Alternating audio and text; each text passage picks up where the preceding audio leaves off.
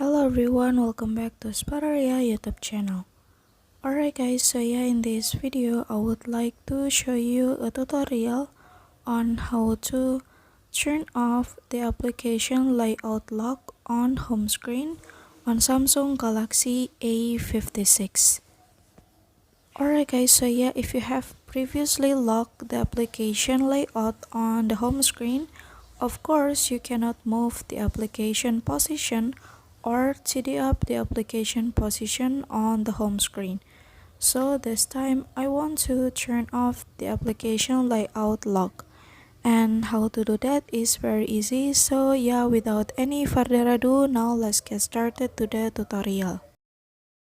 Alright guys, for the example here I want to move the apps, but the home screen layout is locked. So yeah, now you can pinch the screen and then you can go to settings menu and then scroll down, and so yeah, now you can turn off lock home screen layout.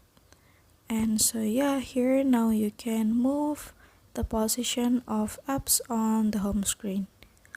Okay guys, so yeah, here's the tutorial and thank you so much for watching. See you guys on the next video.